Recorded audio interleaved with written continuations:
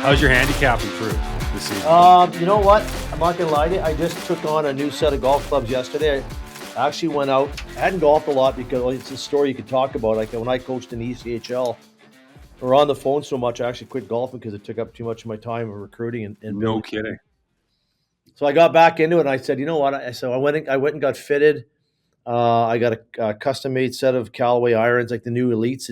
They're not even out yet, but I got one of Amazing. the first batches, and I said, you know what? I'm going to do it right. So I did. Attaboy. And can you can you pick up the phone and I mean there's no shortage of places to go swing the wrenches out there. Can you get on most courses? We have there's a golf course right beside it. It's part of a foundation. It's called the Classic Club, and they had the Bob Hope Classic there, 06, 07, 08, 09, about 3 or 4 years. And then the pros complained it was too windy. So what happened is they end up moving it, but it's a beautiful golf course. We can go there, but the guys have the Amazing. PGA golf course. They have a ton of places they can get on. Unreal. Unreal. I mean one gosh, you could write a book. I don't know if anybody's culturally experienced as much as you have throughout your hockey career, but I mean, you're in such a unique part of the world now. You know, when you look at the experience your players have, is there anything that you can compare it to? It isn't, I've been very fortunate some of the places I've coached in. If you look at Boise, Idaho, Wichita, Kansas, even Austin, Texas was a different. Living in Texas is a whole different dynamics than living in Boise, Idaho, or living in Edmonton, or living in Oshawa, or living in even in Dallas. It's a world. It's a country within a country. I understand in your press conference, you referenced that you had never been to Palm Springs Right. prior to coming here. When you have friends come to visit now and you have a day off, like what's your must dos that you gotta showcase to people in Palm Springs? Well, it's funny. My wife's sister in law has a place down here, and they were down here for a wife's trip. Oh, I think I was coaching in Texas at the time.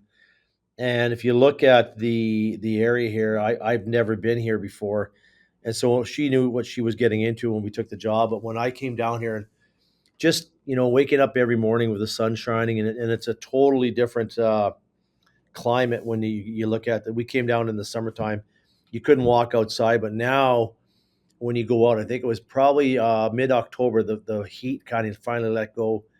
You go out at night, you can sit outside. There's no bugs. Sun's going down, it cools off, and you wake up in the morning. It's sunny out, and No then way. the hard part for me is just we're in the office every day. I get here at 5:30. I leave at 5, so I don't get a chance to see it except for days off. But you have to appreciate just driving down the streets where there's no street lights. They all have lights on the trees, so it's kind of a different Yeah. makeup that way. Just driving past some of these old places, like the homes that were built in the 60s and 70s, the structures and the history of the area with the movie stars and Yeah. the elite. Like Bill Gates comes to our games. No Uh, kidding. and then if you're going to go around, you got to go hike the mountains. You got to go see the Joshua Tree National Park, which is pretty cool, and then all the surrounding little areas. Like every place has its place points of interest, but this is just kind of to be down here and you think, hey, it's 75 degrees here, but I look on my iPhone and I look at my Blink camera, and there's 4 feet of snow in my backyard back in Manitoba. So it doesn't seem it's a little surreal sometimes when you look at that. I bet. I bet. So this morning I sit down at my desk, home office, and my phone pings, and I get a text from you, and I think it was 5:06 a.m. What's your daily routine like? Well, I have to say, I'm very impressed that you text back right away with a thumbs up. I didn't know if you'd be up that early or not, but if I have to, I'm usually in the office by about 5:36. Yeah, If I have to, I like to get in. Things get ramped up here in the morning. About players have breakfast at 7 o'clock to 10 o'clock before practice. So players start to arrive here 7:15, 7:30, based on any treatment or any video sessions or individual video sessions going forward. So I really enjoy that couple hours in the morning. If I get up in the morning, like this morning, I woke up at 4:30. I was lying in bed. I said, I'm just going to get up and go to work. So I got in here. I had 10 minutes of the game left to cut from the game Wednesday night in San Jose. I got that finished, and then I'm sending out texts to my coaching staff, say, hey, we're going to meet at 7:45, and then we had a leadership meeting at 8:30, and then we usually do video on a practice day at 8:45 to set up for practice, and then we'll practice at 10 a.m. and get through our practice with the players, and then after practice, go about our daily routine like we're getting ready for Ontario tomorrow night. So I really enjoy those 2 hours in the morning or 3 hours in the morning before everybody gets here to get stuff done. Read some articles, watch some highlights of the goals last night, and Yeah. just to kind of before everything starts to get going, just have a little bit of that downtime. No, I feel you. I'm the same way. So you mentioned getting ready for practice. So you show up in Coachella Valley this year. I believe Stu Bickle was a returning coach on the staff. Brennan Sawney joins you. Peter Tom, your video coach, he's new. You've got your goaltender coach, Colin, and you're inheriting a program that in its infancy has had a lot of success. Back-to-back trips to the Calder Cup final. What was that process of saying, okay, everybody, we're going to get together. Here's how I like to do things. How do you like to do things? And how can we, is it I guess a case of saying, hey, this is just how I like to do it, and this is how we're going to do it? Or is it a matter of taking in everybody's input and saying, okay, we're going to sort of create this new culture and way of operating in Coachella that has a little bit of each of us. Well, the first things, coming into a new position like this in Coachella Valley, obviously we inherited a program that has already set the culture in place with two trips to the Calder Cup finals. And we all know as coaches how hard it is to win, and to be able to go to two finals in your first 2 years of your franchise is pretty spectacular. And we knew coming into the season, a couple of things is this team is going to be a lot younger. I think we at any given night we have 7 to 8 rookies in our lineup. So we knew we didn't have the veteran presence they had last year that took them to the finals. But I did inherit Stu Bickle as part of the coaching staff, and Colin Zulinello, who is a goaltender, who I know him. Actually, he got his first goaltending job or goalie coaching job with me in Idaho No as a way. volunteer assistant. So there was a connection there. And then when I took the job, I was searching for an assistant coach, and Brennan's name came up to me, interviewed him, and he took the job. And out of all of us, he probably had the biggest move because he had to sell his house in Saskatoon and move his family down here to Coachella Valley, which worked out for him because his wife she's an American citizen also, and Yeah. they have some family down here, so it worked out great for him. But going forward into the season, we knew right from training camp, our development team, that we're going to have some bumps in the road, but we had a great nucleus here of veterans that they had from last year and second year players: Logan Morrison, Ryan Winterton. You look at just the group that we had going forward, Villiard Avainen. So we had a pretty good core of the group that went through last year's run. But with our captains, Max McCormick, who's been out most of the year, Cale Fleury, Max Lajoie, we had a really good group of veterans coming in. And the message or the idea going forward is like, hey, this is going to be a development year. We had 9 prospects coming, and Seattle's got a ton coming next year also. So we wanted to provide a culture where there's going to be development for these kids, and plus there's going to be an element of winning. And the guys have done a great job, like Brennan, Yeah, I was Stu, gonna say. Colin, and our video coach Peter Tom, who we hired from the USHL. The staff really meshed very well right off the hop, and the players feed off that. The players, they can tell if a staff is in sync. They can tell if a staff is on cue, and our staff has been on cue right from the get go. And we've been learning right off the hop. And part of my philosophy as a head coach is my job is to try and develop some of these younger coaches: Brendan, Stu, Colin, Peter, and I will give them a lot of tasks. So, for instance, today we had a practice. Stu Bickle ran 3 drills, Brendan ran one, I ran one. I'll let them have a voice with the group, So we're trying. I'm not only trying to develop players, we're trying to develop coaches going forward. So they appreciate that, and part of my philosophy, I like to listen to my coaches. I think if you give them a voice, and I'm not going to agree to every idea they have, but when they have an idea and you give them the room to speak, and then you take a piece of that, they feel important. I think that's important as a coach and as a player to listen to your group, coaches or players. So for us, it's been a good, and we get along very well. We have a lot of fun. We have a lot of laughs. I think it's very important. You just watch how we interact with the players. So the culture has basically picked up where it was left off last year with Dan and his staff. And the staff that we have this year obviously is different with different personalities, but we feel that the vibe and the culture and the environment is perfect for these kids taking that next step in their career. You've mentioned that, you know, as a player's cutting their teeth in the American Hockey League, that they're going to learn some hard lessons.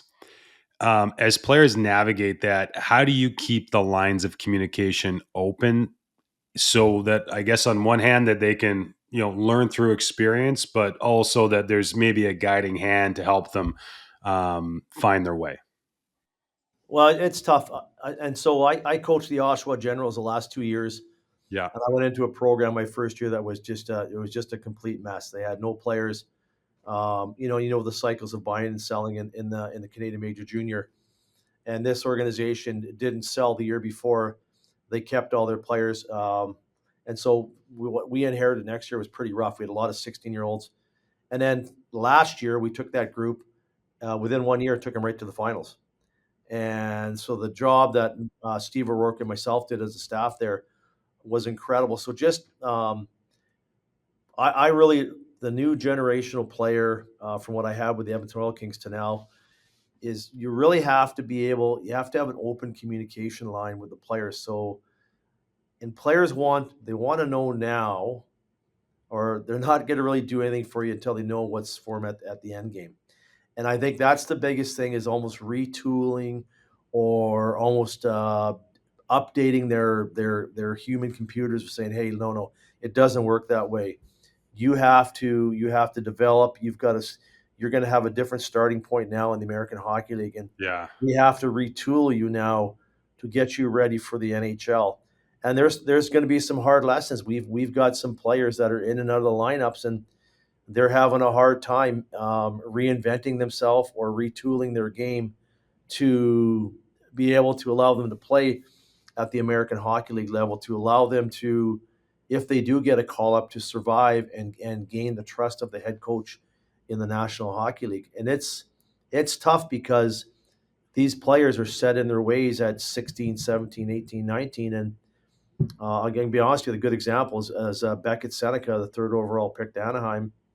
I had him last year in Oshawa, and he was strictly offense, offense, offense, offense. And I think he was ranked anywhere from 25 to 32 in the second round, going into the Yeah. second round. And I said, listen, let me work with you. These are the things I'm looking for. And we would sit down and do video, and we do video before a game. And the second half of the season, he elevated his game to the top. I think he put up 65 points in 30 games, and he ended up getting drafted third overall and helped take our team to the Oshawa to the OHL finals. So just having these players understand that what they're doing right now coming out of junior isn't enough to get them to the next level. Now there's some players that are on their way and they understand they have that piece to their game. And it's more the offensive guys that don't understand, like there's a lot of 120, 130 point scorers in the American Hockey League that have to reinvent themselves. And a great example I use to the players is Travis Green, head coach of the Ottawa Senators. I Yeah. Great believe call. he was an 80 goal scorer in Spokane. I was playing in Capital District, the Islanders farm team, and he couldn't play in the lineup. He couldn't check his hat, he couldn't defend. And so I left the organization after a couple of years, and I'm watching the National Hockey League, and here's Travis Green. He's checking Mario Lemieux in the playoffs. Like so, he reinvented himself to get a chance to play in the National Hockey League. So not every player is going to succeed, but the ones that figure it out and the ones that do have the best opportunity to move on. I think that example you gave of, you know, players being all offense. And I would imagine, like, the majority of the players in your locker room coming up from when they were little guys till now, or at least until they get to the American League and turn pro, we're probably in a situation where they were, top two lines on the power play. I'm not suggesting it was easy, but they probably had a very defined role all the way through. So when they get to you at this level, yeah, and granted, every player is different, but are there any commonalities in terms of maybe some of the habits that get missed along the way that you've got to work with them to instill? That's a great point, Aaron. I think, or from my experience and what I've seen when I was working with the Texas Stars and the Dallas Stars and the Seattle Kraken and the CV Firebirds here, is the one area that, and I even working with the Oshawa Generals last couple of years, is the skills coaches are so focused on their edge work. They're so focused on their stick handling and scanning and just all the offensive skills. And I know some of the skill guys are working on some of the other skills, but defending, stick positioning, angling, closing, compete, battles. That is the one thing is what we are teaching as American Hockey League coaches every year, and that was the one thing I think. If you look at the coaches in the OHL, the ones that really focus on the compete and battle and the structure tied in with the offensive skills are the most of the successful teams. But we're not. We do work on skill stuff, skill sets here in CV, but we're working more on the compete, the battle, closing, angling, stick position, just because it's something that's been lacked throughout junior. And I think it's, when you go back to training kids, I feel if I'm a kid on the ice and if I'm just getting all battle compete work, I'm going to go to my dad and say, "Hey, Dad, this isn't what I want to do." So what do? They fire the skill coach, and they go to the guy that work who's doing all the skill work, the toe drags and the little sauce Yeah. passes and stick handling over a Pep Power Edge Pro apparatus, but they forget to do all the hard stuff because it's hard. Like, so if you want to play in the National Hockey League, I'm a big believer. You have to. I've got a saying: hard practice is easy games, and you have to practice hard. If you don't practice hard, then the games become hard. If I were to ask your players, what would they say like a hard Derek Laxdal practice looks like? Or when you talk about those hard skills, is that done in sort of a 5-on-5 environment, or is that, one on one going into a corner for a puck? Well, there's a lot of different ideas that we use. It's based off of our structure or 5-on-5 play. It could be a forecheck drill, and the forecheck drill that's out there that's pretty. I think every coach uses is a Montreal forecheck, right? It's just basically a continuous up and down the ice forecheck drill. We're looking, so we'll break down the individual battle components of our practice, what we need to do. So, say if we start the practice at we're going on the ice at 10, we go at 9:45. We'll have some small area compete battle puck protection drills. So that'll set up our practice when we get into a 5-on-5 drill where we know that these concepts or principles of the practice will just flow into the next drill. And if we need to do more 2-on-2 small area compete games, we'll do that at the end. And like say in a circle, I call it Little Billy, where boys become men. Right? It's a 4-on-4 Yeah. in a circle with goaltenders. Everybody's done it. So there's different components to different facets of the game when we're trying to teach the battle component. Um, but it's where do you battle in the game of hockey on the wall, right? Wall play, Yeah. rolling pucks, puck protection, separation, cutbacks, right? Just teaching kids, when or how to not to expose the puck. We have a lot of kids that in junior they could come down, they could open up, stick handle through the triangle, and make a play. Well, that's not going to happen in the American Hockey League or the National Hockey League. Maybe once in a game, Wayne Gretzky or Sidney Crosby will do it, but Yeah. Derek Laxdal's not able to do it. Yeah. So and how do you get the puck back? Like you got to check, you got to angle, you got to compete, you got to have will, and all these little components. I think they really add up.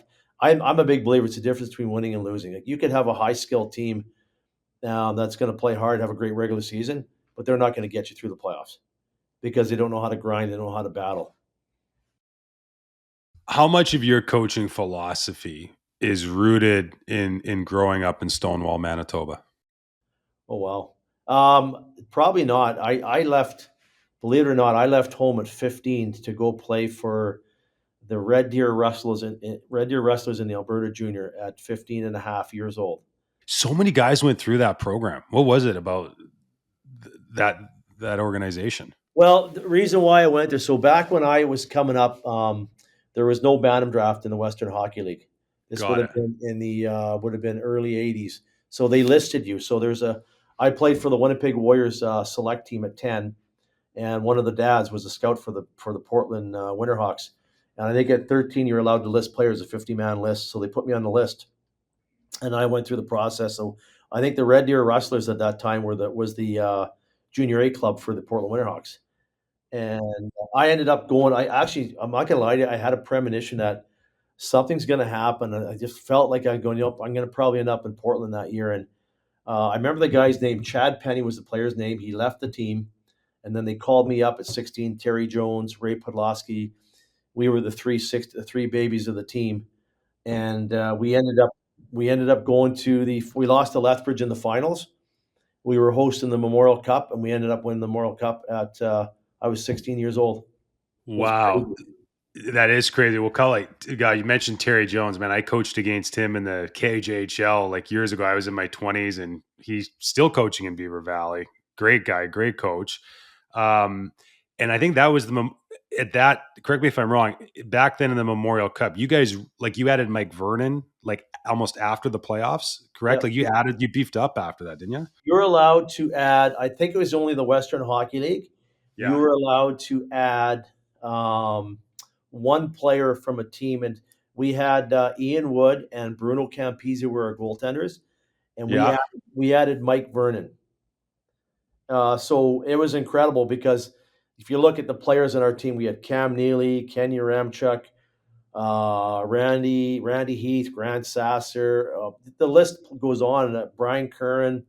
The uh, the amount of talent we had in that team was incredible. Gordy Walker, Brian Walker. It Gordy was a Walker. Oh my God, Gordy Walker. That's Gordy yeah. Walker. So some names you would probably recognize. And then the Yeah. funny thing is, so when I we beat Oshawa in the finals 8-3, we pounded them in the finals. I think I got five shifts. Me and Terry and Ray didn't play very much. But when I took the job in Oshawa, would have been what 2.5 years ago. It was interesting. There were some guys still part of the team, some older gentlemen that had actually went to the Memorial Cup, Come who kind on. of like, they were just liaisons with the team. They come in and talk hockey. It was an incredible franchise. And so I went in and said, "Hey, remember that Memorial Cup you guys got beat 8-3?" I said, "Yeah, I was on the other team." So they were all No, mad at me. I I kept don't. bringing it up, but it was incredible just to see um, how many of those players from that one team ended up going to the National Hockey League. Oh man, just you're out. Like even like I coached with Bruno and Trail. He's just like prince of a guy, the best. It's yeah, yeah, just man, so many good players, but just players that have gone on to have careers in the game as well. So back to your original question there, and I kind of got sidetracked a little bit, but there really wasn't much from Stonewall. Like I left at an early age. So I was, I ended up playing until I was 35. You look at my resume. So, and I was always like one of the guys on the team that was an assistant captain or a captain and had leadership skills. So that's kind of, I think, from my path growing up. And the only thing I would probably say from my hometown would be my dad. He instilled in me the values of hard work. I think that would be the biggest draw or the biggest theme for me from my hometown. You're drafted by Toronto. You spent some time in the National Hockey League with Toronto, as well as the New York Islanders.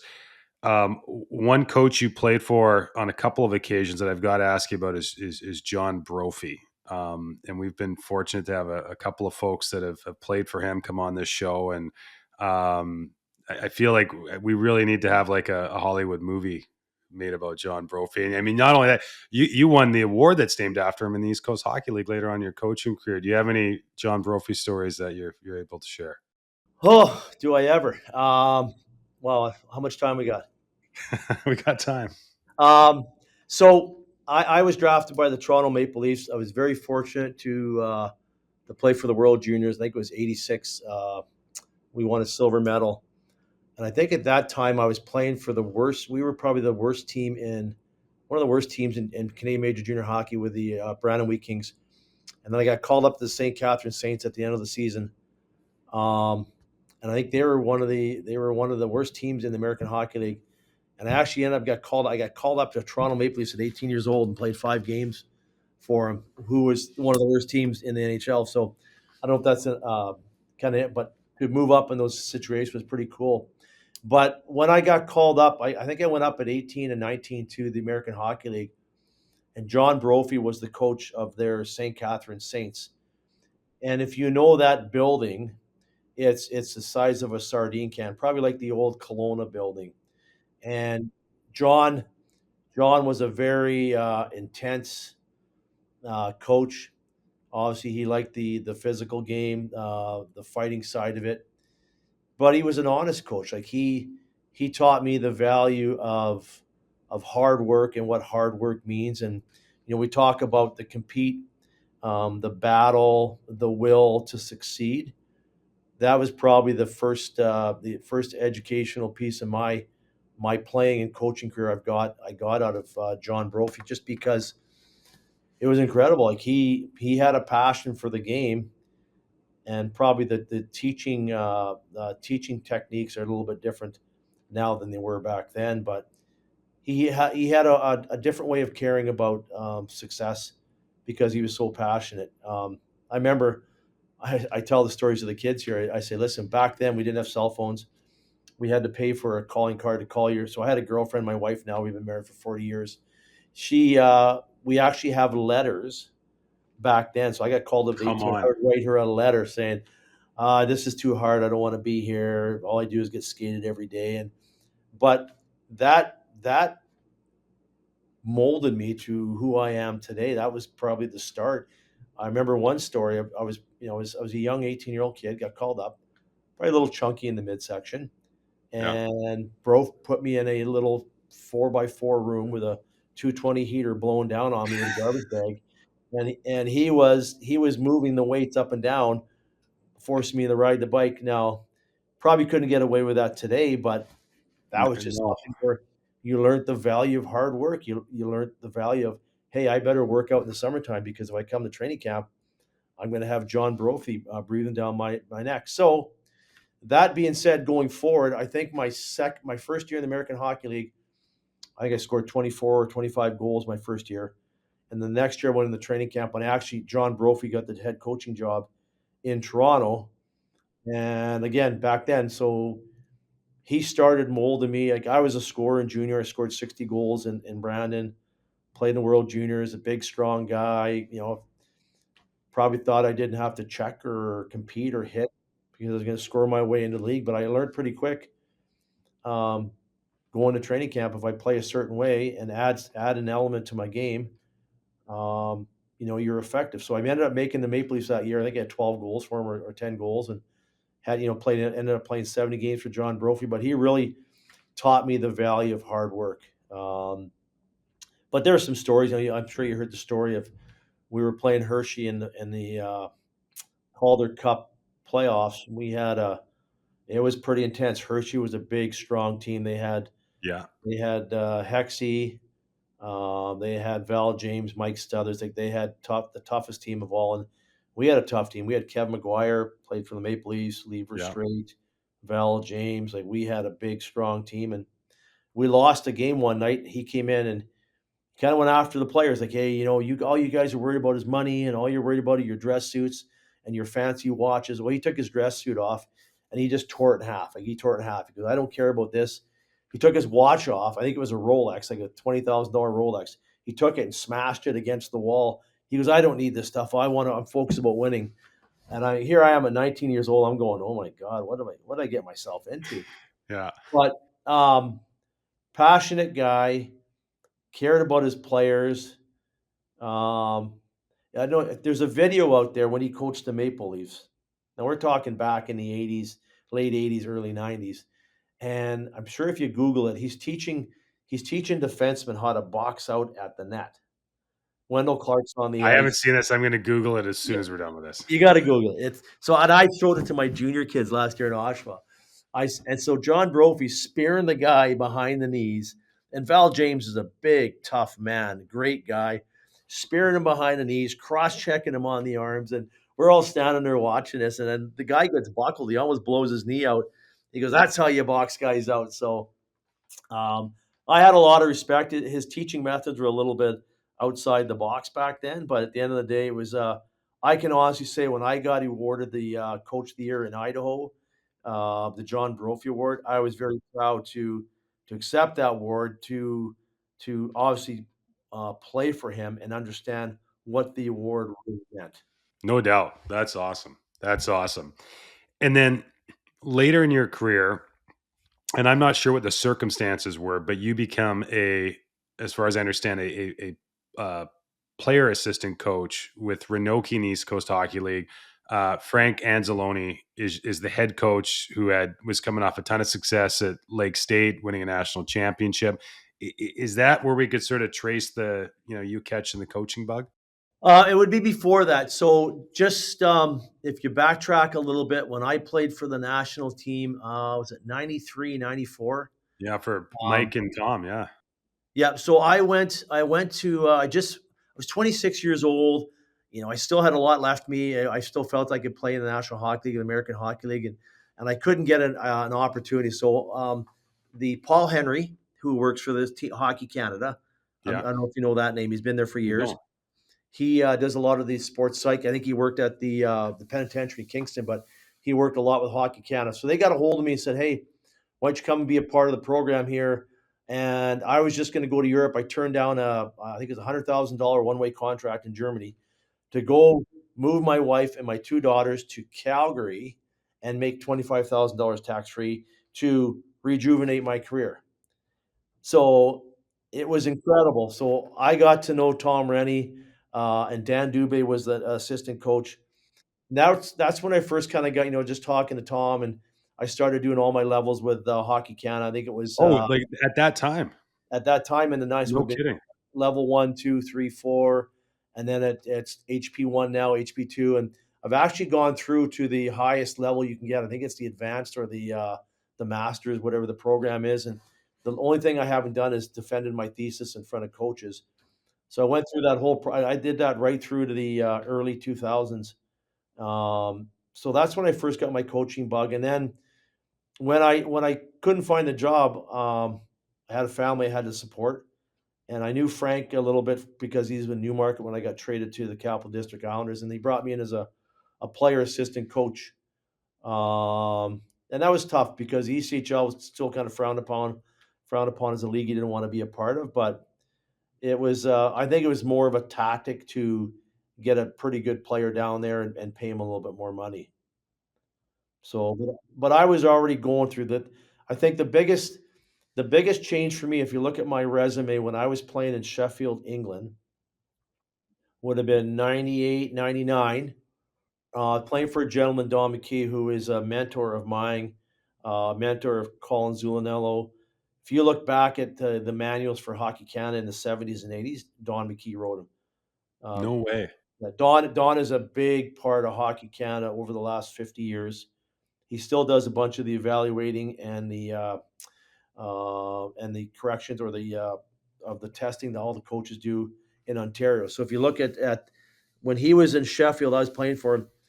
He got fired, and he ended up coming back to Canada. He came out of the Waterloo University.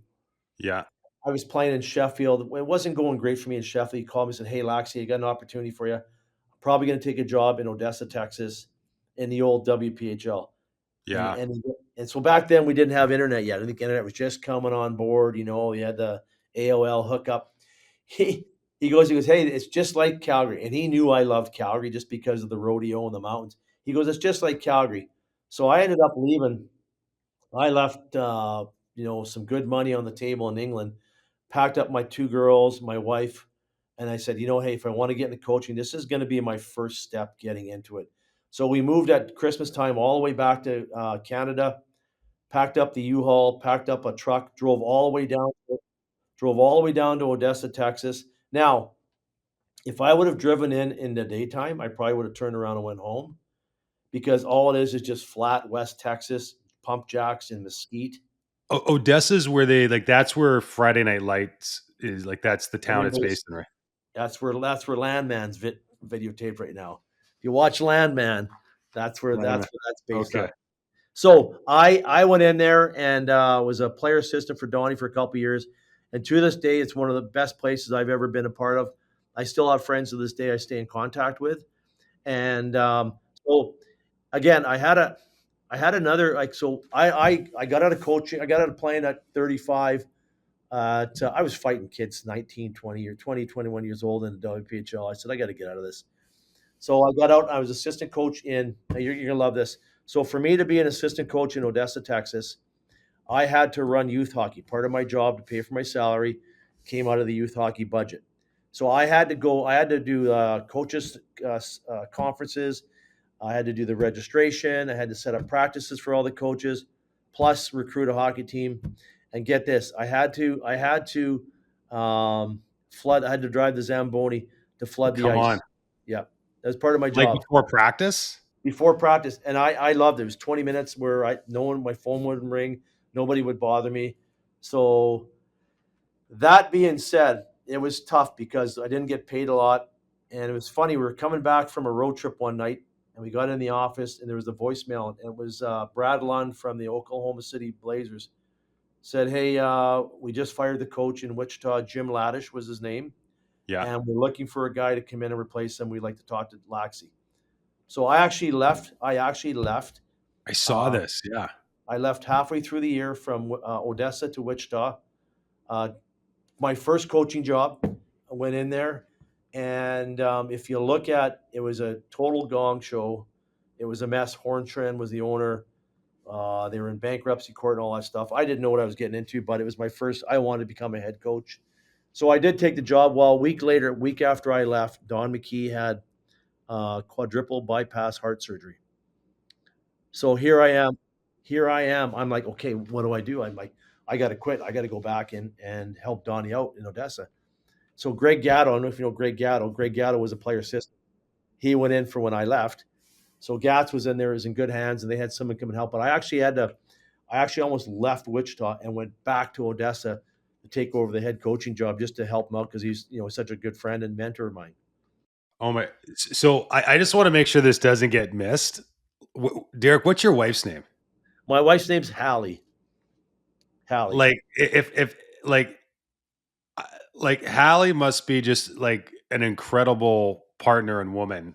Just because 'cause I'm looking at your elite prospects, and it sounds like she's been side by side the entire time. That's amazing. Well, just she's an incredible person. You can sidetrack here a little bit just to talk about her. So we met at 19 when I played junior. She had no idea what a hockey player was or what they did, and that they had to leave and go away home and play pro. So I remember my first year I finished junior, and I said, "Hey, I'm going to play pro next year. I'm leaving." She goes, "So how long are you gone for? A week or 2 weeks?" I go, "No, I'm leaving for the year." She's like, "What?" She had no idea. But we've been together 40 years, married for 36. Good for We you have guys. two beautiful daughters, Jessica and Jamie, who both live in Brandon, and Jessica works for the University of Brandon. But we have, believe this or not, in our career and our adventure, we've moved 56 times. Oh my god. Packed up, moved. So so she is quite a woman, and she does a lot of volunteer. When we first got to Texas, she loves horses, so she got involved with equine therapy with kids with disabilities and stuff like that. So she has her PAF certification, and when I go watch her work with horses, the language and just the understanding between her and the horse and how they read off her and she reads off them, it's just like watching, the wind, the waves blowing a lake. It's incredible just watching the synchronicity of the what she does. And so I'm very lucky to have her in my life. She's a big part of what I do. And I always say when I speak and do conferences, behind every great coach, successful coach is a great woman. And I really truly believe that. Well, you know what? I mean, listen, man. I mean, you've had a couple really good runs. You've coached some great teams, but I mean, hockey's hockey. You know, you get your shins kicked once in a while, and I can imagine that when that happens, gosh, it's helpful to go home to somebody that's moved with you 56 times and probably seen the game from every angle and can reassure you that the sun's going to come up again tomorrow, and Well, you're she's going to always get back good. on Like track. if we lose a couple games, she's like, "What are you doing? What are you doing to get him motivated? What are you doing next?" I'm like, "Okay, I get enough at the rink. I don't need any more." Yeah, So, but no, she's been great there, and she lives every moment with I like. I'm sure we're going to talk what's going forward. Like I've been very fortunate. I think the last, I don't have to look at my stats, but I think the last 15, 16 years, I've been to I think 7 of the 12 years been to the finals wherever I've coached National Hockey yeah, League, yeah. League, OHL, which I was last year. So I've been very fortunate, and she's been there for every ride. And a great story is last year. We were in the conference finals against North Bay, and she was going back and forth between Manitoba with us because we bought a property there, and she drove up to North Bay with me, and we were up 3-0 in that series where we weren't supposed to be there, but we were a minute away from sweeping North Bay. A minute. They scored it to tie it up to 4-4-1 in overtime, 3-1. And then game two, game five to make it 3-2. They won overtime game again. So now it's 3-2 in the series. Game six in their building, they beat us 8-1. So we're like the momentum has shifted. We lost Beckett Seneca. He's out of the series. We've lost Connor Punnett, our 20-year-old defenseman. He's out, and now they're rolling. And I'm just like, oh my God, we got to stop this somehow. So we're actually driving home in the truck after the game from North Bay to Oshawa. And she's like, what are you going to do? I said, I'm going to get these guys in the right frame of mind to win game seven at home in our building in front of 7,000 fans. So she came with me to the rink. I went to the rink when the bus got in there, and all the guys ran low. You can see our guys were very disappointed. We just got pounded 8-1. We knew we'd probably get beat in game seven. It wasn't going to work. And I was just walking around the room and said, hey, how you guys doing? Good.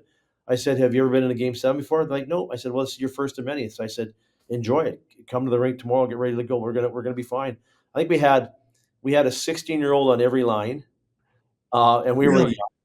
and we ended up beating. No, we had before the game. We had forget his name. He was in one of the bus crashes for with Humboldt. He does motivational speaking. Which Okay. he lives I in. know who you're talking about. Yeah, Yes. God. Yeah. So he reached out to us, and I said, you know what? That would be perfect. Why don't you come in and speak to the guys? And I said, the message. Like, tell me a bit about your experience. And obviously, he talked about 1 second. He talked about, if the bus would have been 1 second later, there wouldn't have been a bus crash, right? There wouldn't have been that disaster. And so he came in and I said, well, that'd be great because we're kind of going through one shot or one goal would have changed the whole series. And we just talked about focus on the future, not the past. So he spoke to our group before the game, which really tied into what I was trying to tell the guys the night before and the next morning. And believe it or not, we beat North Bay 6-1 to win that conference and go to the finals last year. And it was incredible. It was an incredible experience. And just again, so my wife was a part of all that. Like she lives and dies every experience that I go through, the winning, the losing. I'd never been let go as a coach in my career, never in 25 years. But it Which was is a remarkable statistic, by the yes, way. knock on wood. Yeah, no And kidding. Let's not jinx this. with Dallas, we went to Game Seven and we got let go. The staff got let go, and that was the first time that happened, right? So Caleb Dahlgren. yes, There Caleb you go. Dahl. I just want to make sure we give him a shout out here. That's Yeah, he awesome. was awesome. He's doing some motivational speaking. He was incredible. I just his message was to the point, and I think it really set the tone for our guys. Like there's more important things in life than hockey, and I preach that about all the time. I always, we always talk about. I won't get off track here, but he was No, awesome. it's He was outstanding. no. I think that's so valuable. And honestly, timely. Just while we were waiting to get on here, I was reading an article by Topher Scott, and I don't know if you know Topher. He has like the Hockey Think Tank podcast, but really involved in minor hockey. And he wrote this article about like tier one hockey, and he had a screenshot of a schedule for this tier one program in the States. And it's like the 8 year olds are going on airplanes, I think it was 10 times a year, to go play games and stay in hotels. So I think your message about there's more to life than just hockey is it's important. It's I think we all need to remind ourselves that, and keep that in check. So we appreciate that. I want to go back to Wichita. I mean, you're green, man. When you're there, what did you know? Like, what did you know that helped you because you turned that program around, and what were maybe some of the lessons that you had to learn on the fly as you got some traction? Um, you know what? I'm a really big believer, and there's an old saying out there: players don't know how much you care until they know how much you. Sorry, players don't know care how much you know until they know how much you care. And I'm a big believer in that. I think you have to be a caring coach. You know, you talk about Pete Carroll just got hired in Vegas today about talks about love, and I think you really have to be open, listen to your players. And as a player, I think right from the get go, I kind of instilled that. But I'm a very detailed oriented guy. I'm very easy to get along with. I'm very open to listening. My wife probably wouldn't agree with that, but I think on the hockey side, I think going in there and having a plan and sticking to it and giving the players something that they can buy into and understand, hey, if we play this way, we'll have success. I think that's been a coaching philosophy of mine is just and there's times where you probably the players think it's a little gray here and there, but as long as you're to the point and you treat everybody fairly, like when I was young as a young coach, I was probably pretty fiery, but I was pretty fair and I players understood what I wanted and what we needed to do as a team to be successful. Like, and it's recruiting. Like back in those leagues, when you're coaching in the Central Hockey League or the ECHL, recruiting is a big piece of your program. Now, when you go coach junior, like the Western Hockey League or the OHL, the American Hockey League, not only is your philosophy as a coach, but there's the development side that Yeah, you have to, the development piece that you have to have going in the right direction. But Wichita was good because and here's a good story. Like Wichita, we didn't have any money, but I went in there after that first half season. I yeah, went down there. We had an old building. I stripped the carpet out. I traded. We got I'm really good at negotiating things. Players giggle at my love this. staff giggles at me because I went to one of the sponsors and I think I did a motivational speak engagement for the staff to get new carpet in the dressing room for the players. Painted the whole dressing room to make it like this is their home. Want them to feel like it's a place they can come to every day, and didn't cost the organization any money. It just cost me some hard sweat and Little elbow labor. grease. Yep. And so if you look at that side of it, I just think it was just and then we didn't have. I think at the end of the season, it might have been the next year, we had no money for sticks. So Chuck Thuss owned Southern Sports, and I call and say, "Hey, Chuck, where are our skates? Where are our sticks?" Well, your team hasn't paid the bill. We can't get you any. I said, "Here's my credit card." And there's like $15,000 on my credit card. I didn't have $15,000 in my name. And so here I am, put my credit card down so my players could have skates to play on and sticks to compete with. And I got my money back from the organization, but just showing the players that, hey, I will do whatever it takes to help you guys succeed and to help us become a team. So I think that really got me going in the right direction of, hey, players want to see how much you care before they're going to, you know, give it their all on the ice for you, which they do in the end. And in your own way, it was kind of like it sounds like it was kind of like smashing a Rolex against the wall. Uh, yeah, it might have been a Timex. Yeah. Yeah. But I'm curious, man. Like, so you're taking those coaching courses in Calgary. Like, I mean, I've taken those. Like, there's not a chapter that says, "Hey, go negotiate carpet from the local sponsor or pay for credit cards." Like, was that intuitive? Did that just like feel right to do things? Because and I'm part of that sale. I mean, I'm good pals with Bomber, your assistant, and I mean, I asked him about you, and he says the same thing. He's like, yeah, like he everybody says they care, but like, man, like Lax really, really cares about everybody here. Yeah, it's just, I think that's who I was as a player. Like, There's a gentleman who was in Oshawa. He's a teacher, played for us in Sheffield, Tom Plummer, and it's not just me; it's my wife. Like my wife, on the wife's side, the girlfriend side, she does her part as a wife. So I think it's a combination of me and her. Like, and when we left Sheffield to go to Odessa to start coaching, he actually said to me, he goes, "You're not, they're not going to realize how much they miss you and miss your wife." So I think it's kind of it's what you get when you get Derek Laxdal. You get Hallie too. Um, so, but it just the caring piece is important. I think it's they players know when you're fake. Like if you're like they know when you're real and they know when you're fake. And if when they know that you care from the heart, and there's going to be hard messages. We talk about that. We have hard messages, but they know in the end game if you really care about them, they are going to take that next step. And I think I'm gonna be honest with you, Aaron. I think my greatest coaching moment would have been last year in Oshawa. Like the team that if you would have saw our team the year before, I and looked at it on I've seen it on paper, like, it stands out. I didn't have a job. I took the job and I went to training camp my first day. I told my wife, I said, honey, I said, I don't know what I got myself into.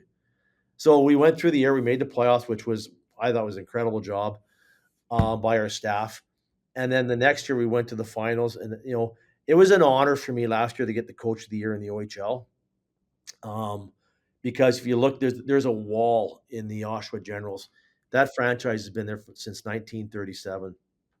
I think there's only four coaches that have got coach of the year, and I was the fourth one. So that to me was an honor to be part of that Oshawa Generals back in the 30s. And I had 350 win seasons in a row in the Western Hockey League. Didn't get a sniff. Wow. Well, so I mean, again, I don't want to bounce around too much, but I totally forgot about this until I got reminded doing research for this, but I totally forgot, like, when you were in Edmonton, 3 straight years you played the Portland Winterhawks in the final. Like, I think Kamloops went to the had gone to the final 3 times in the early '90s, and I think that was the last time that had been accomplished, but for the same 2 teams to face each other um, in the finals remarkable. One, I'd be curious, like, do you and Mike Johnson ever get together for a beer and just like rehash those series? I don't think Mike's very happy with me because I'm actually 2 for 2 against him in the finals. The second year that they beat us, Mike was suspended, and That's Travis right. Greener was behind the bench. That's Greener was right. We got behind the bench, and Saskatoon. Yeah. we lost Griffin Reinhardt and Trevor Cheek. I really think we would have. They had great teams. Like they were a great series. I think we were the underdog in every series, in every finals. We beat them in was it game 6 the first year, and we beat them. We lost in game 6, and we beat them in game 7. The year that we won that in the World Cup was probably, if you want to talk about the team, we didn't have the most talented team, but we had the best team. We made a couple trades, picked up Riley Kaiser from New West or from Vancouver, was an overage, was an outstanding player. Luke Bertolucci, Mads Eller. We had a grind line, and then we had the horse. We had Griffin Reinhardt, Tristan Jarry, and that Curtis Lazar. Everybody out west from BC would know these names, but we didn't have. And the team we beat in the finals, Guelph, was just an absolutely super team, and we pumped them 6-3.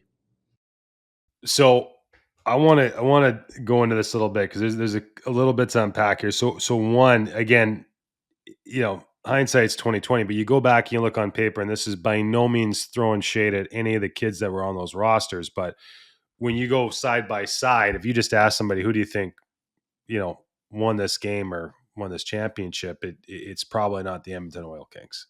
And you guys did seem to have, I mean, not to say you didn't have ball players, but it seemed like very much a team focused type of win. What stands out? Like, what was the secret sauce of those teams, or at least maybe the secret sauce of bringing those groups together and getting them to buy in? Well, if I always tell the story, if you look at the 3 teams that went to the finals, there's not a lot of NHLers on those teams. No, there's not. Comes to mind Mark Pissick, who was when I first got there, was a Yeah. captain. First Buffalo, rounder of Buffalo, right? Yeah. yeah. Curtis Lazar, who's still playing in New Jersey. Um, Griffin Reinhardt played 20 National Hockey League games, which I'm really mystified to this day why he never played that much. Henrik Samuelsson didn't play a game. which is Um, wild. Yeah, you look at our goaltenders, Christian Jarry, Laurent Brossoit. That's probably the biggest key for our group is having a good goaltender. And Laurent was there the first two championships, and then Tristan took over on the third one. But if you look at, there's not a lot of NHLers in those groups, but what we did have, we had a good staff. We had myself, Steve Hamilton, who was my I associate was coach just there. texting with him the other day. He's having a great run right now. We're having a good run there now in Everett. So he was kind of the teacher of the group. Like he kind of, I thought we worked well together. He's a little bit more of a fiery guy than I am. I think I've gone past that phase in my career. So it was a good balance of sweet and sour, right? So, um, and then he obviously has gone on. I left Edmonton. He took over for me. But the group that we had, we always seemed to find we had good teams, but we had teams that got along and teams that just wanted to win for each other. We had Christian Pelch. I believe he passed away that summer. He was in a real bad.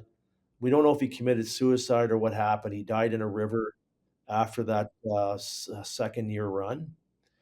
That was a big galvanization for our team. Our team really bought in. I do it for Christian, and after we won, they were holding the jersey on the ice and stuff like that with Mitch Morose and Griffin Reinhardt. And there was a bond. Like there was a family bond, and our guys did a great job of again. Look at the my first year. I think we went 32 and 35. We missed the playoffs.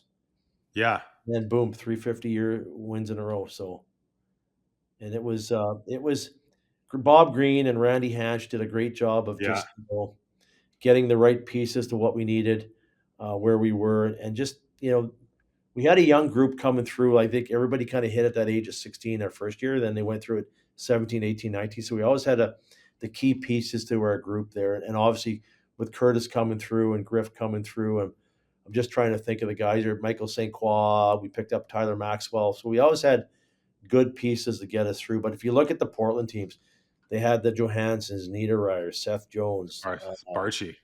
Borkstrand. They had Barchi. They had legit NHL players in Pouliot, Patan, That's right. Yeah, yeah, and but again, this goes back to what I talked about earlier in the conversation. Is they were high end skill teams. We had teams that could grind. Like I talk about our grind line with Luke Bertolucci, Riley Kaiser. Those guys won us games and won us series because they would go out and just grind the other team down and set up our first two lines and come out and play. And it was and Portland didn't have enough of that. Like I nothing against Mike and Travis and they had fantastic teams, but you look at the teams that look at the Florida Panthers, like they grind you right down. So I'm a big believer in that. So those were incredible series. I got a story for you. So the last series with 13-14, we are going into Edmonton up 3-2 in the series. We're feeling good about ourselves. And I remember this today. We're up 5-2 going into the third period. And yeah. Carl Taylor, who's a good friend of mine, coached me in Texas, coaches Milwaukee now, was the assistant coach in Portland for 1 year. And we got to know each other. He goes, they were wheeling, like they were pushing the Western Hockey League trophy past Portland's dressing room in Come on. between in between periods. And so they got fired up. So they actually came back and tied the game up and beat us in overtime to force game seven. So we had to get on the same plane. So Yeah. our kids are just these kids are 18, 19, 20, distraught. That's been introduced again. Um, so we're going to the airport. So what happens is the visiting team has to get on the plane first, and then the home team the next day gets on second because they get off first, which is Portland. So all our players are walking by the Portland players, and I know it's to a date. Matthew Dumba, Patan, all these guys are choke, choke, choke. They're going, you guys choked, you guys choked. Guys, they're just kids. So again, that that next day or that day after we're going to the plane, I got on the bus and I said to the guys, I remember this to a T. I said, guys, um, we're going to game seven again. I can guarantee you this was the night after the game. We're going to the airport. I said I can guarantee you two things tomorrow. I can guarantee you two things. I said, first of all, the sun's going to come up. It just kind of ease their like thing. Oh, he's pretty smart. The sun's going to come up. Yeah, great. Sun's coming, and we're going to win tomorrow. So it just kind of like one against the other. Like I knew we were going to win, and but I wanted to set it up with saying, hey, like they know the sun's going to come up, but that we're going to win. That they're going to have to think about it. We're going to have to put the effort in. So we went in there. We won Game 7, 4-1. Their building crushed them. You know, some of the stories you've told here, it's not like you're getting up and giving a 5 minute speech. Like you're rattling off a couple of words, maybe a sentence or two. But how important as a coach is it just to have that pulse to know, like, I just need to shift the focus from like here a couple of degrees this way, and then take my hands off and let them go play the game we've been playing all year. You know that you're 100% right. I think it's just you just have to sway them enough just to break that train of thought. Just like I had to break the mood of the game we just lost, right? In Oshawa, in North Bay, and at home against Portland, just enough to kind of just give them, hey, we're moving on. That game's done. Let's go on. And I think it's important. And I think as a player, I think as a coach going through my playing experience, it's just understanding like, hey, don't dwell on the past, focus on the future. Let's get going. And the one thing I've learned over my career coaching, Aaron, is, and I say it all the time now, is, after a game and guys get upset, we lost. And I'd say this to our owner in Oshawa, Rock Tooley, who's a very passionate man. I'd always say, hey, Rock, or whoever, there's another team on the ice trying to win too. Like they're trying to beat us too. So at the end of the day, like let's just learn our lesson from it, move on, let's go on, because it's just not like we're going out there getting 2 points. You have to earn it. So Absolutely. just changing the narrative of the thought and getting them focused in a different direction. I think that's the art of coaching. I think that's the guys that have success, the guys that win, um, are good at just moving on. Just like don't dwell on the past. Hey, to get ready for the next game. Love it. I got, if it's okay, I got two more questions about the Memorial Cup. I got Uh, lots of time. okay. So 2012, you guys go to the Mem Cup. I don't believe you win a game. Won the first game. Won the first game. Okay. So, but you don't qualify for the semis or the playoff round. My question is, when you're leaving that tournament, what did you say to yourself? Hey, like, I learned this lesson, and if I ever get back to the Memorial Cup, we're going to do this differently or approach, the event differently in this way. Well, that's a great question. I think that's the one thing you have to understand when you're playing in the Memorial Cup against two other leagues. Believe it or not, the hockey's different. The Quebec teams are bigger, stronger. They're all 1920. They load up their teams like they're massive. And the Ontario Hockey League are always highly skilled because they hit those cycle years. And I think the teams in the Western League, what's the last team to win a World Cup in the Western Hockey League? That's a good point. Yeah. 2014 Edmonton Oil Kings. Who's coach? Oh man, one and only.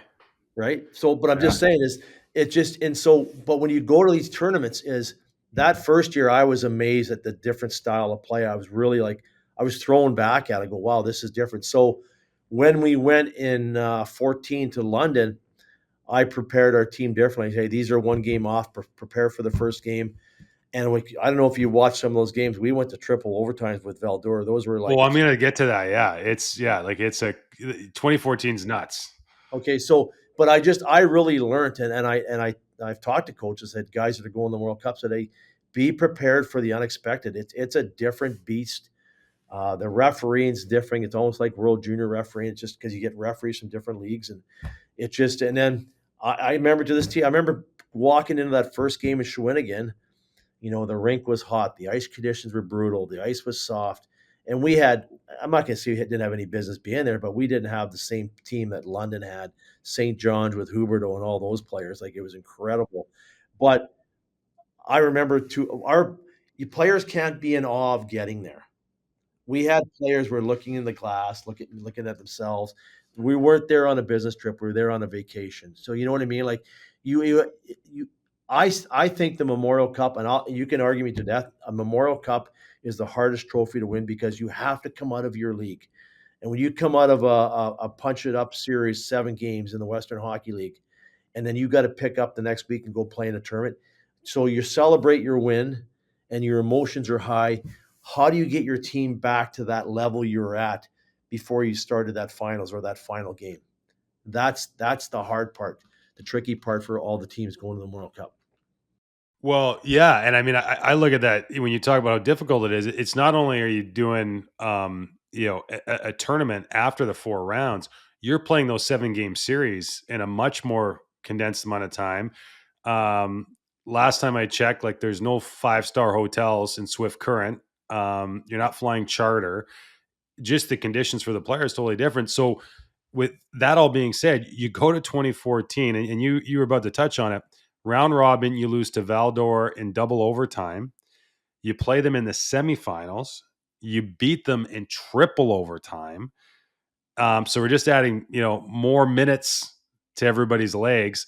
You get the Saturday off, and then you go beat Guelph, who you had lost to in the round robin, and you beat them.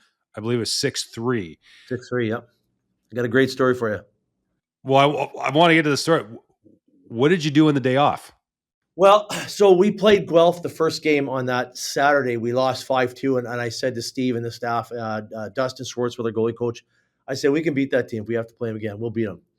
And they might have thought I was crazy or something, but I said that. And then we played, geez, I think we played London the next game, and we beat them 1-0.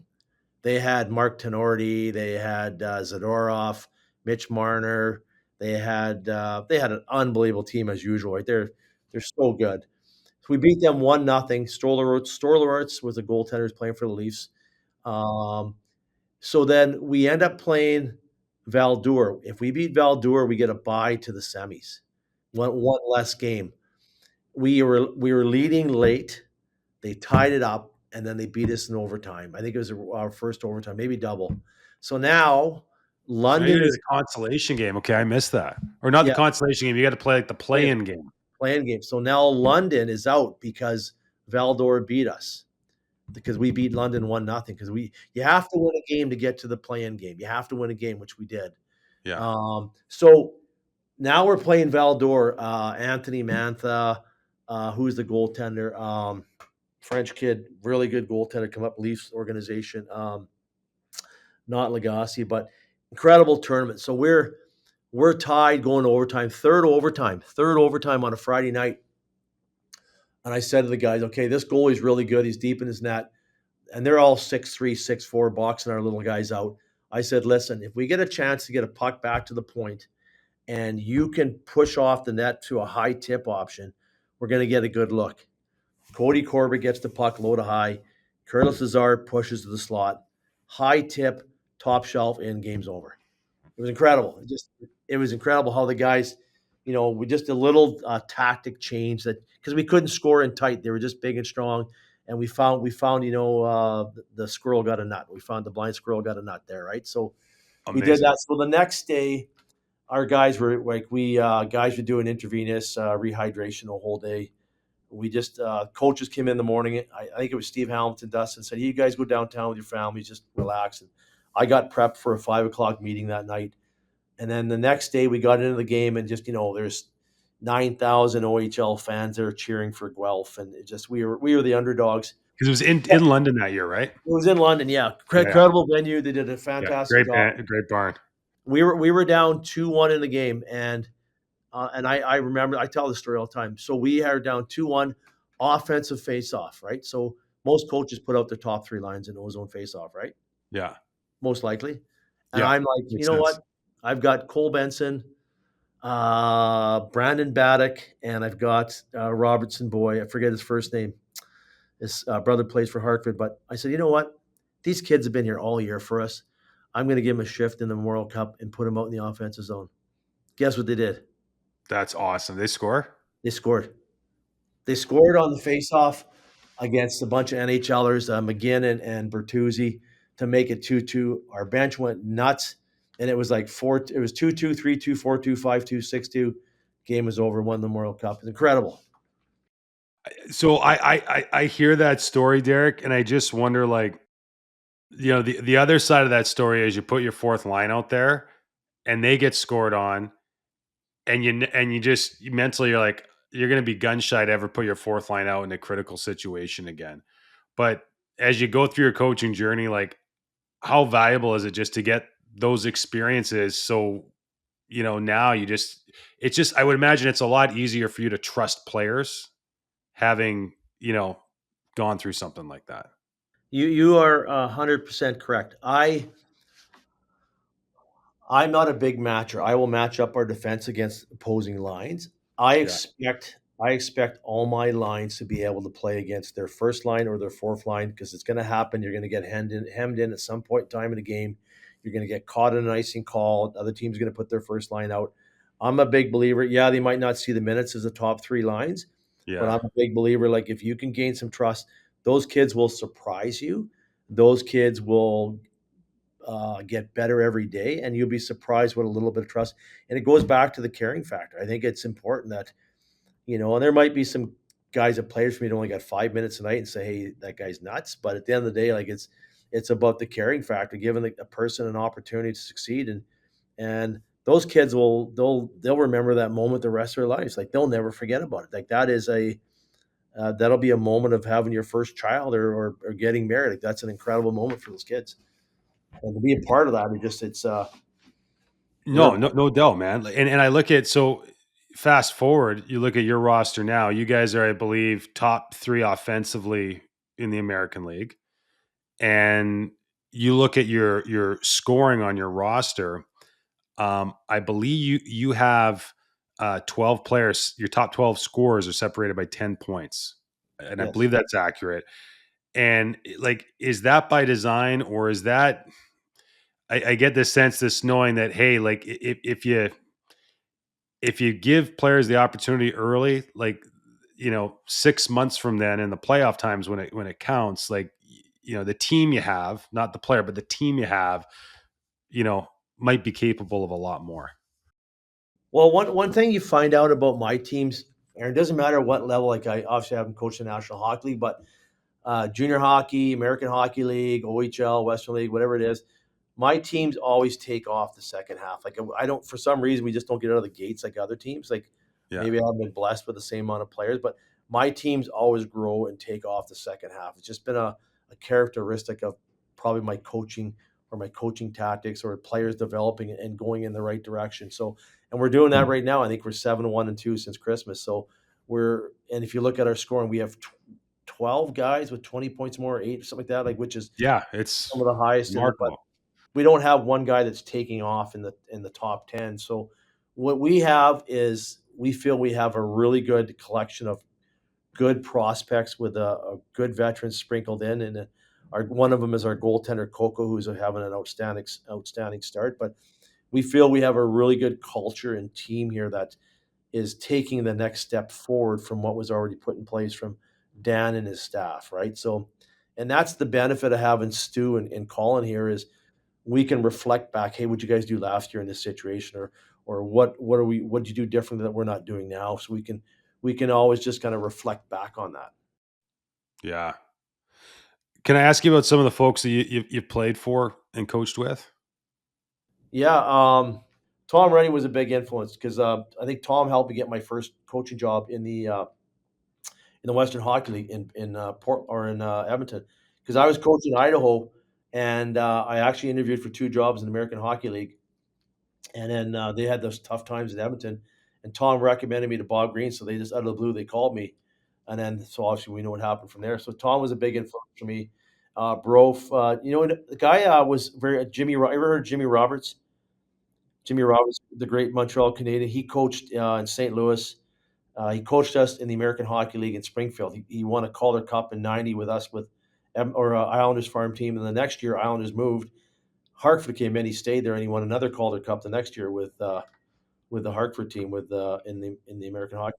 He was a big influence. Just it's just his demeanor, his style of coaching. Just being hard but being fair, but being very approachable. What about your time in Dallas, Rick Bowness? Bones, incredible. Obviously, Monty got let go that year in Dallas. Yeah.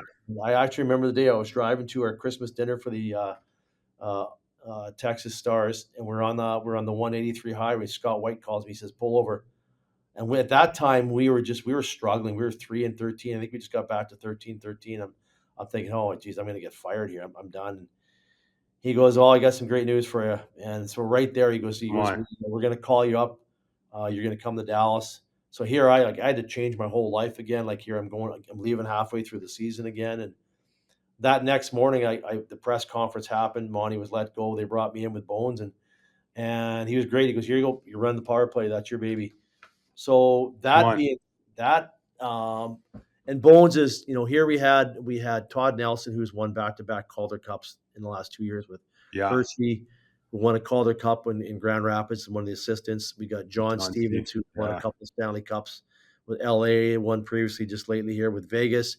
And then you got Rick Bowness, who's been coaching in the National Hockey League as an assistant or head coach for almost 5 generations. It's incredible to be a part of that staff and take in all that coaching experience was incredible. And Bones is great. He knew he had 3 head coaches working under him, and he was great at giving roles and taking information in and taking advice. And it was just such a great environment to go into every day, just because Bones is Bones. He's a free loving guy. He likes to come in. He's got his Corvette, loves the golf, and it made coming to work enjoyable, winning or losing. And then it was awesome. So the other one thing we haven't talked about is the bubble. So here we go to the bubble. It's funny. Todd Nelson was on the show earlier this season, and he talked about that. And like, I think I had so many, like, opened everybody's eyes to what that was like. But like, yeah, that was what a run, what an Well, experience. the bubble was incredible because now you're basically in a penitentiary we had fencing around a cement You had the parking yard. lot with the yard with a Tim Hortons truck in it. Oh, And yeah. but I'll give Nelly credit. So Nelly was a big part of that run because when he coached Edmonton, when he got called up from Oklahoma City, he had an Italian buddy there. I don't know if he told his story, He and he didn't. started bringing these chocolate filled croissants in. He would bring in like 2 dozen at a time, so they would go into our room in the So it's cooler. literally like prison. It was, and so we would get them. We would get them with us. They would be brought in, dropped off at the front of the hotel. Nelly would go get them, and then he would put them in the fridge. And every day, the next morning, they're gone. We're like, who's eating all these croissants? Well, Khudobin had gone on this run in the playoffs, played phenomenal, and he was crushing about 4 or 5 of them a day. So that was his little superstition. And so now instead of bringing 2 dozen, he was bringing 4 dozen. And I'm not going to lie to you, I know of a assistant coach that would sneak down there and kind of slide in down the walls and grab a croissant or two. So, but just little things like that was incredible. And then just we did Bones and the staff did a great job of, hey, we're here. I think the first round, everybody's like, hey, if we end up losing going home, I think everybody would have been fine with it. But hey, we won the first round, and then you win the second round. Those great series against Vegas and Colorado. Some of the overtime goals, and it just, and then they're like, okay, so when you play a series, they're like, we're going to give you 2 days off. You can go to Banff and go fishing, or you can go to um, Oh, what's the because it other? was in the summer too, wasn't it? It Yeah. was in the summer. This was Right. Yeah. August. So we got to go to a driving range one day. Big deal. So, but now what happened is they started the next round 2 days later. So you're going right back into it, which was the best thing probably could have happened. But it was an incredible experience, and we got beat up and we lost to 6 games to Tampa Bay. But just to be a part of it and then to be so close to a Stanley Cup and Oh not man. realize like we're a game away from it or 2 games away from it was incredible. Well, if you had a won it, you would have had to put Nelly's buddy on his would have had to engrave his name on the cup. Yeah, I'm surprised Nelly didn't talk about that, but it was That's amazing. incredible, and, but just the things that they did, like, making it we had videos of the wives and the kids and all that stuff just to make it feel at home, and obviously and then you go home and when do we go home? End of September, you got October, November, and then you're coming back December, starting up another season. We start another half season. You know what? I'm sure I'm not the only person, but like again, like just going back and like hearing you guys talk about it, like you forget about what that time was like. But it was like being the person who was on the couch and had nothing to do but watch you on TV was bananas. I just can't imagine living through that. It must have been just unbelievable. But what a learning experience. You guys, it must have been a coaching clinic every night. It was yeah, it was good. You know what? We didn't divulge into it too much. We just, hey, we did our job. We get the team prepped and we got ready to go, and we made the best of it. And I thank God you had FaceTime. Thank God you could, speak to your families and things like that because you really appreciate it. But you look at the other side of that, you look at the wives of the coaches, you look at the wives of the players and the girlfriends, what they had to go through, especially guys with kids, young kids. That's incredible, just being away from your family for 2.5 months. And then but then you hear about the bubble in Toronto where they had the whole field. They can go walk out, play football, and it was just night and day to what we had in Edmonton. It was incredible. So it was uh, it was an experience, and to say that you were a part of it is probably pretty impressive. But I can tell you one thing: I sure wouldn't want to do it again. I bet. I bet. Derek, I got two more for you. Good. I've got nowhere to go. My golf lessons at 3 o'clock. So Okay, well, we're not gonna let you. We're gonna break those clubs in. We're gonna make sure that happens. In your opening press conference, you talk about the importance of you got to turn the team into a family. Coaches say that all the time. Clearly, you've figured out or you have a process on how you do that. Words are one thing. What are some of the actions that you've learned to take that helps a team become a family? that's a great question. Just if you look at one thing I do, I think you have to lead by example. Like if you're gonna talk the talk, you got to walk the walk, right? So you know, you talk about me coming in at 5:30 or 5 o'clock in the morning. I want to make sure I set the right example for our coaching staff that you're going to put the work in. We're going to put the work in for the staff. I think the culture or the environment that the players come in every day and just that they can see that you're not just a coach, but you're a person. You have a personality, you have feelings, you care. I think that just kind of sets up your season going forward. And like everybody has their team builders they do. And one thing I've done since Edmonton in junior is I have an Iron Chef competition. Come on. How We do great is that? we do a cooking competition, and the guys they bitch and complain, but when you get them to the grocery store and they have a budget that they have to go shop with, and now the competitive juices come out, and it's about learning another life skill and having a competition within the group, and they loved it. We did it this year. They have a great setup here, and they had a lot of fun. And I think the assistant coaching staff came in 6 out of 7. You can get on Sonar about this, and to this day, they still think I rigged it, but I didn't. But I think it goes back to I'm a big believer, and I've said this before. Teams take on the personality of the coach. I think Yeah. that is something I'm a big believer of. If the coach is caring, hardworking, and honest, I'm black and white. There's no gray area. I think they really take that on and they trust it, and you build that sense of trust in your group early on. That sets you up. And like I said before, my teams, we don't get out of the gate 15-0. We don't get out of the gate 10-0. But as the season goes along, there's that trust, there's that culture, there's that environment, there's that caring, family feeling that I'm trying to build with our group. And it's not always, peaches and roses every day. Like we've got players that aren't playing a lot, and I'm sure they're pissed off at me. But if you can always have a conversation with them and be honest, that's all they can ask for, and that's part of we're gonna have bumps in the road, and we just got to find our way to navigate through them. And we talk about that. We talk about adversity. We talk about adversity in a game where a team comes back, when you blow a lead, which happens a lot, and just say, hey, we got to learn from our lessons. You can't dwell on the mistakes. So I think it's important right from the get go is just building that trust with your team. Love that, man. I take a lot of notes during these conversations, and I just kept writing down the word optimism. Whether it was telling your staff that you were going to beat Guelph if you faced them again, and or telling your team that you were going to win in Game 7. Listen, we're all human beings. Like losing sucks. You know, I think that being optimistic is a skill or it's a learned behavior. Um, what have you learned about maybe looking at things from a glass half full perspective over the course of your career? Um, I think it goes back to me growing as a coach is just thinking, I really believe that sometimes we get so tied up in the game that at the end of the day, it's just a game. Yeah. Like in Canada, they wanted to fire Dave Cameron 2 games into the World Juniors. They're all over these kids in social media. At the end of Yeah. the Brutal. day, it's a game. It's a game. There's people. There's wars going on in the world.